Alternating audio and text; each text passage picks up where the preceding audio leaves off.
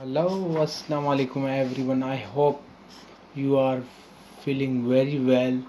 मुझे उम्मीद है कि आप सब खैर वाफियत से होंगे। आप लोगों को जैसे पता है मैंने कि वर्ल्ड की मोस्ट फेमस पर्सनालिटीज़ की सीरीज़ स्टार्ट की है, जिसमें मैंने ऑलरेडी बहुत से जो है ना वर्ल्ड के जो फेमस पर्सनालिटीज़ को मैंने रिव्यू किया है।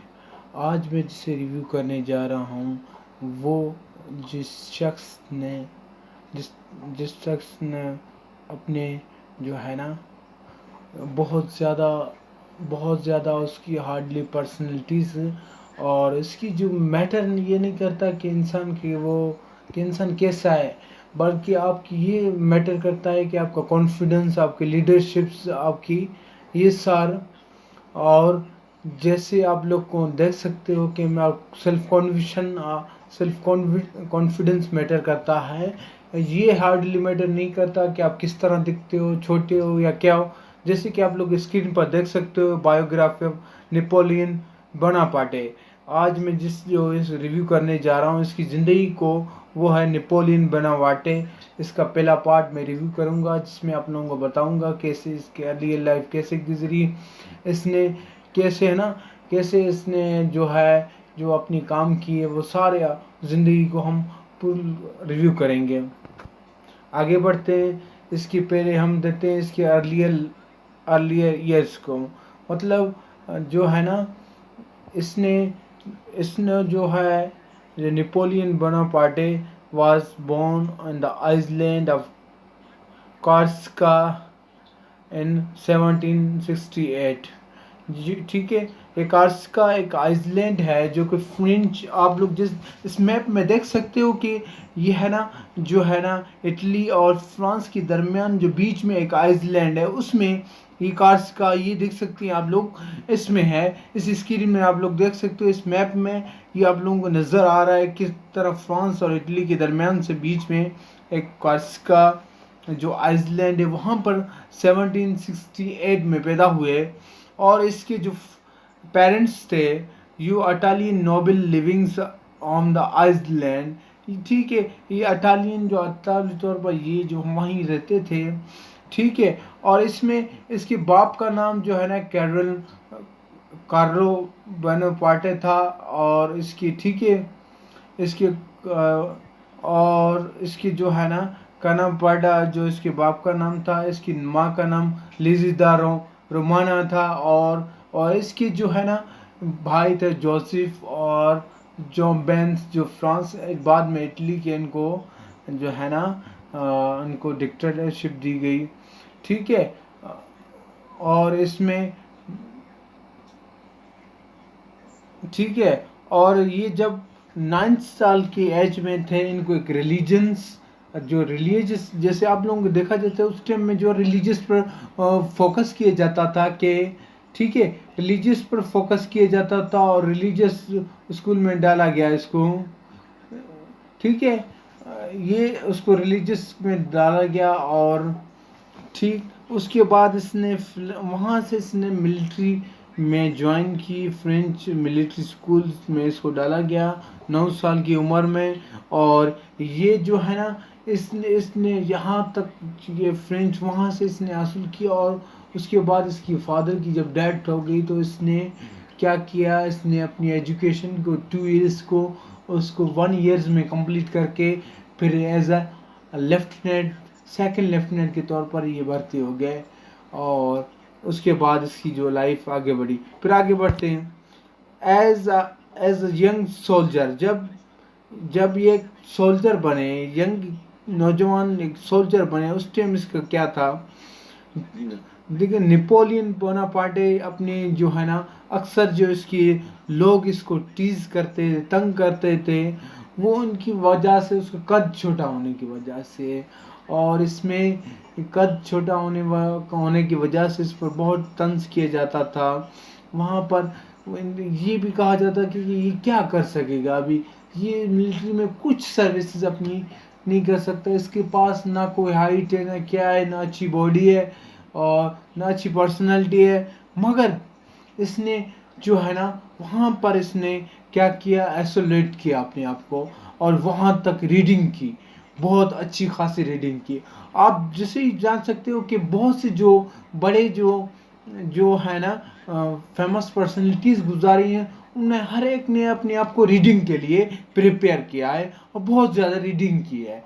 इसलिए नेपोलियन बोनापार्टे भी, इसने भी अपने आप को रीडिंग के लिए किया, और ये अपने कद छोटे होने की वजह से, मगर मगर ठीक है, ये कि ये देखा जाए तो ये ठीक है, मगर ये जो है ना बहुत ही, लेकिन इसने he quickly earned respect for his peers by the working hard and became a brilliant military strategies। मगर ये इसने जल्दी अपनी जो मिलिट्री सर्विसेज थी उसमें काम किया, एक अपना नाम कमाया, उसमें एक अजीम जो है ना इस जो मिलिट्री सर्विसेज अपनी गुजारी, जिसमें इसे जो है ना बहुत अच्छे काम से इसे इज्जत से नवाजा गया, ये है। उसके बाद आते हैं स्लेवर ऑफ द रिवोल्यूशंस। जब जो है ना रिवोल्यूशन स्टार्ट थी फ्रेंच में, फ्रेंच रिवोल्यूशन ड्यूरिंग, उस टाइम इसने क्या किया, इसने कई जो इम्पोर्टेंस बैटल्स थी अगेंस्ट ऑस्ट्रेलिया, प्रेशियंस, इनको ये कई बार इसने जीताया। और उसके बाद ये ठीक है जनरल बना, उसके बाद ही सेव किया डिक्टेटर को। उसके बाद कुछ जो पोस्ट रिवोल्यूशन थे, जो फ्रेंच रिवोल्यूशन थे, गवर्नमेंट ने from the royalists people who want to return king to powers. ठीक है, ये रोलिस्टिक पीपल लोग थे, वो ये चाहते थे कि वो मोनार्की को रिटर्न करें और लोग जो किंग था उसको इक़्तिदार में लाया जाए। आगे बढ़ते हैं, ठीक है। उसके बाद इसने नेपोलियन सीज पावर ने क्या किया, और जो इसने जो है ना इक़्तिदार पर किस तरह कब्जा कर लिया नेपोलियन बोनापार्टे ने, ठीक है। उसके बाद 1799 में एक popular Napoleon launch by the cops that eaten sudden seizures and overthrew the weak and corrupt dictators. इसने जो अपनी जो है ना ये इसने जो काम किए, लॉन्च किए ऐसे ऐसे जो चीज़ें, और ये वीक जो करप्ट थे लोग उनको एक साइड किया। और उसके बाद इसने क्या विक्ट्रीज बहुत की, इसने सीज पावर में आकर कब्जे control the France is consul dictator.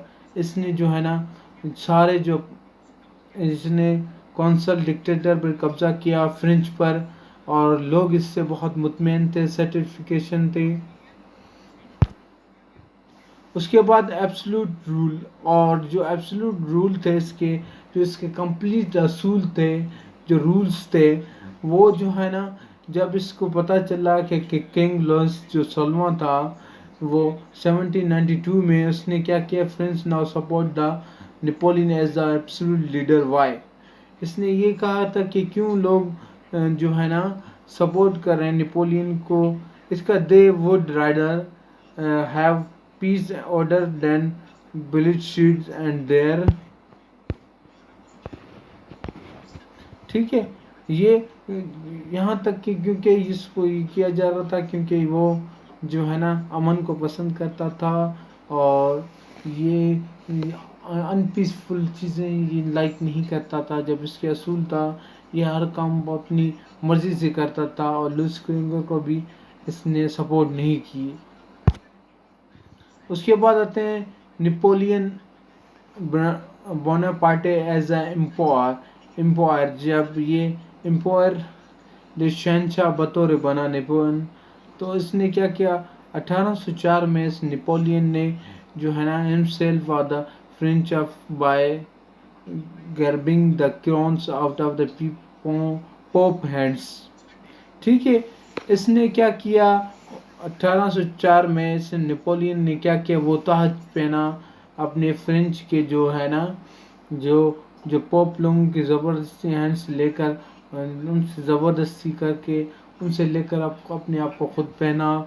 और जो इसकी वाइफ थी जोसेफिन, जोसेफिना जो इसकी वाइफ थी, उसने भी एम्बेरसिव वेल, उसको भी एक ताज इसने पहना दिया था। और जब इसने सिग्निफाई किया और कैथोलिक चर्च को फिर से इसने बहाल कर दिया या सिग्निफाई किया, इसको पावर दी गई चर्च वालों को। ठीक है। 1804 में इसने क्या किया था, 1804 में बेसिकली इसने क्या किया था, इसने ताज पहना था बादशाहत का, शहनशाह का, और ये जो है ना पोप के हैंड्स से इसने लेकर, out of the pops hands, उनसे लेकर ये क्या किया, खुद पहन लिया, छीन लिया। उसके बाद इसने अपनी बीवी जोसफिना को फेना को भी इम्प्रेसिव एज अ वेल, उसको भी ये इसने ताज पहना दिया था। और यहाँ तक सिग्निफ उसके बाद इसने जो है कैथोलिक चर्च वाले हैं उनको पावर दे दी, बहाल कर दिया फिर से। उसके बाद इसकी जो हिज डिवोर्स, इसकी जब अपनी बीवी को डिवोर्स किस तरह दी, वो क्या रीज़न थी, उसकी क्या वजह थी। ये नेपोलियन जो बोनापार्टे है, इसकी बहुत से रिलेशन थे पहले, बहुत से रिलेशन से, यहाँ तक कहा जाता है कि इसने 1919 तकरीबन इसने मैरिज किए थे। और जब ये at the dinner on the नवंबर 1389, 30 नवंबर को, जब 89 को ये क्या कर रहा था, अपनी वाइफ के साथ बैठकर, जोसफिना के साथ बैठकर इसने क्या किया, रोटी खा रहा था, खाना खा रहा था। इसने फिर ये कहा कि in the interest of the France की मफाद के लिए, he must found a wife, ये एक बीवी की तलाश में, who could produce and has, जो सन उसे पैदा करके दे, अपने वारिस पैदा करके दे। जोसफिना वाज डिवेस्टेड, इस बात से वो जोसफिना बहुत ज़्यादा क्या हुई, तंग हुई। इसने आकर ये बात से इसने देन सून डिवोर्स्ड, इसको बहुत ज़्यादा जल्दी डिवोर्स दे दी। लेकिन नेपोलियन बोनापार्टे जो है ना, जोसफिना से बहुत मोहब्बत करते थे, क्योंकि ये पॉलिटिकल के दौरान इसको मिली थी, और ये जो इसकी वजह से इसके पहले और सबसे ज़्यादा बीवियों में से मोहब्बत करने वाले यही थी। ठीक है, आप लोगों को बताते ही चलें। उसके बाद इसने सेकंड जो 11 मार्च 1810 को इस नेपोलियन ने 19 मैरिज किए थे, लेकिन इसने मैरी लुइस जो ऑस्ट्रेलियन प्रिंसेस थी, एक शहजादी थी, उसकी 19 साल की एज थी, मैं उसके साथ उसने शादी कर दी। और उसके बाद इसने क्या प्रूव किया कि vice move along the France with Australians, और उसके साथ जो है ना फ्रांस के ऑस्ट्रेलियन के साथ जो है ना एहताद हो गया, क्योंकि मैरियन लुसिया जो ऑस्ट्रेलिया की शहजादी थी, उसके साथ नेपोलियन बोनापार्टे ने शादी कर दी। इसकी वजह यह थी कि जब इसने, और उसके बाद आते हैं नेपोलियन अकम्प्लिशमेंटेड, मतलब नेपोलियन का जब कारनामे क्या थे, उसकी क्या कारनामे थे। ये built largest European empire since Roman, ठीक है। इसने क्या किया, बहुत बड़ी यूरोपियन क्या किया, जबकि यूरोपियन सल्तनत बनाई, जबकि रोम जब यूरोप में। उसके बाद उसने sold the unison territory USA 1803 and for the 15 billions. इसने क्या किया, अमेरिका को जो है ना, ये इसने अमेरिका को लिसोना टेरिटरी जो इलाका था, वो 15 मिलियन में इसने बेच दिया 1803 में। उसके बाद इसने जो है ना set up the fair tax code, इसने जो है ना टैक्स कोड भी इंट्रोड्यूस करवाया है। उसके बाद इसने गवर्नमेंट को ऑफिशियली तौर पर मैरिड जो ऑफिशियल वर्कर्स थे उनको खदमात दिए, और इसने पब्लिक स्कूल्स क्रिएट किए फॉर द, अभी उनको कॉल कहते हैं लाइसेंस के तौर पर। उसके बाद इसने रीस्टोर किया कैथोलिसिज्म इन फ्रांस, इसने क्या किया, इसने रीस्टोर किया, दोबारा कैथोलिसिज्म को बहाल किया। और उसके बाद क्रिएट द नेपोलियनिक कोड या लॉस, इसने क्रिएट किया नेपोलियंस जो रूल्स थे, असूल्स थे, वो इम्प्लीमेंट करने शुरू किए। आई होप आप लोगों को समझ आया होगा। लाइक करें, कमेंट करें, शेयर करें एंड सब्सक्राइब करें। और साथ ही साथ आप लोगों का इंक्वायरी हो, आप लोगों का क्वेश्चंस हो, प्लीज़ कमेंट्स बॉक्स में करें। और ठीक है, thanks for watching and thanks learner clubs.